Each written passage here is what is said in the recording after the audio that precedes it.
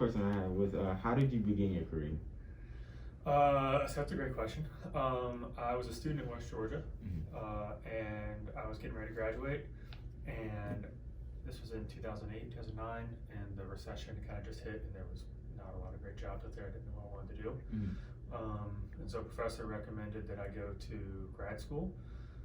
So I applied to go to grad school, got in very last second, and I went to grad school at Georgia State to get my sport administration master's degree. Okay. And at Georgia State, I got a graduate assistantship, a GA position within their recreation department. Did that for 2 years, and that resulted in getting my first full-time position at Georgia Tech, working in the rec center. Did that for 3 years, and then I came back to West Georgia, and I've been here for 6.5 years now, working here in the campus center. Now, your undergrad degree was sports management? Sport management here at West Georgia. Yep. Okay. Yep. Okay. What kind of decisions do you make in your role here? That's a good question too. In my role right now, I make a lot of decisions based around like budget and policy. So if we want to, I don't know, open up a new part of the building, buy some new equipment for a different part of the fitness floor, I've got to make the decision of, do we have the money to do that? What money are we spending? Which equipment are we buying?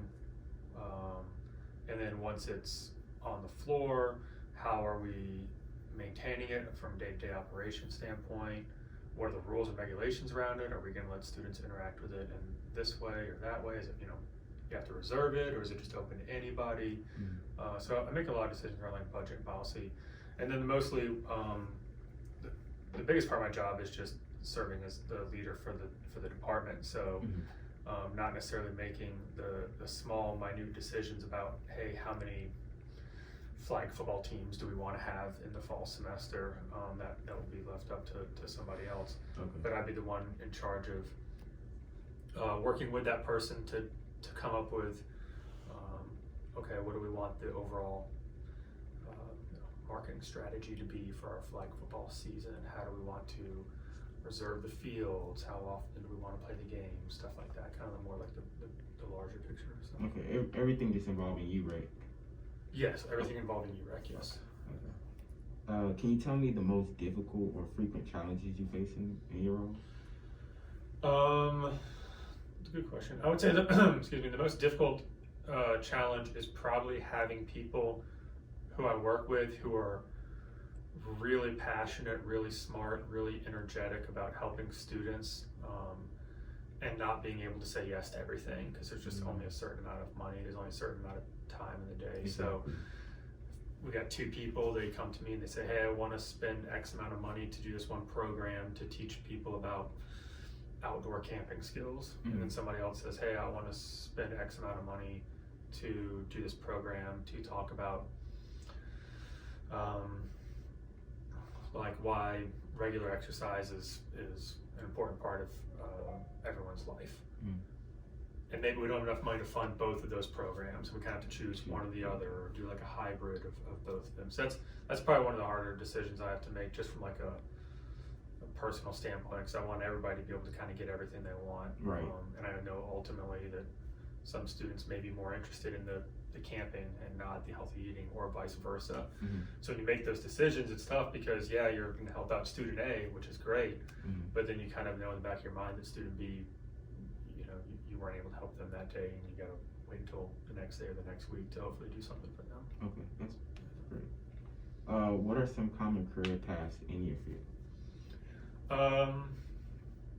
The most common career path is to kind of the traditional route that I did, where you get your master's degree in sport administration, sport management, get a graduate assistantship, and then get a professional job. So everybody in UREC has a master's degree, and everybody in UREC,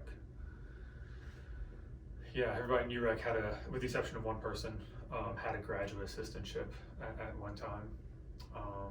So I would say that's the most traditional. Occasionally you can work your way into UREC as far as like the fitness and wellness side of things, teaching the personal trainers and the group exercise classes. You can get into that realm if you're coming from athletics and personal training and stuff in athletics, those have enough similarities where people can kind of cross back and forth there. But the most common way is to actually just come as a student and through grad school.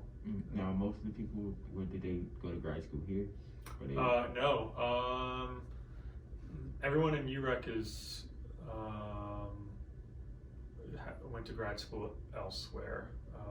Trying to think if that's true or not. Going up and down the hall. Yeah, and all of our current professional staff went to grad school somewhere besides West Georgia. Okay. What do you like most about your work?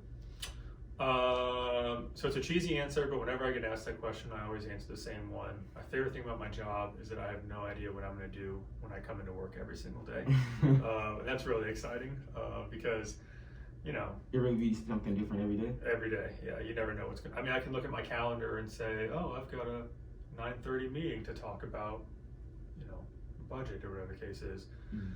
But at 9:25, you know, my radio goes off and there's something happening down in the ballroom that I've got to go run and deal with, and that 9:30 meeting just never happens because we're down in the ballroom dealing with whatever it was down there. So I really enjoy the fact that I don't know what I'm going to do when I come into work every day, because it's typically something unexpected. It's hard when you have a building this big that has this many students and this many moving parts. It's impossible to predict how every day is going to go, because I never know when somebody's going to get hurt on the fitness floor, or there's a leak somewhere in the building, or there's a special event in the ballroom, or it's, you know, something's happening outdoors in the back patio. So there are days that are, you know, slow and boring, just like any job. Yeah. But those days are few and far between when you work on a college campus. Okay. My last question for you is, what advice would you give someone who is considering this type of work?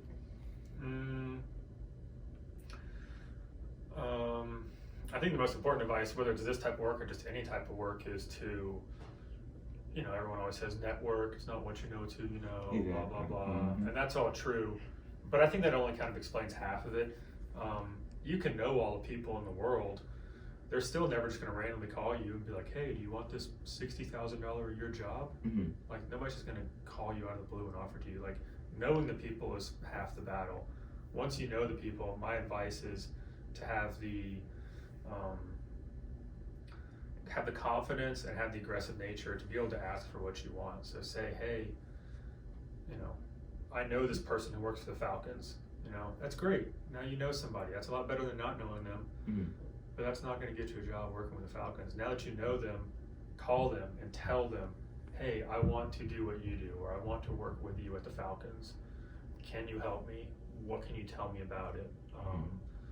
And then take their advice, because they know what they're talking about. They've got the inside knowledge. So take their advice and go do that summer internship. Go attend that, you know, webinar and learn about the upcoming programs and practicums and jobs that they have. So yeah, my advice is definitely you want to have your network expanded as much as possible, know as many people as possible. But my advice is you've got to take it a step further, especially now. I mean, the budgets are so tight, and COVID has put a stop on a lot of hiring and stuff. So you've really got to be aggressive and go after what you want, because nobody's going to hand it to you. Right. Especially now. I like that. Well, that's all the questions I have. All right, good deal. Short and sweet.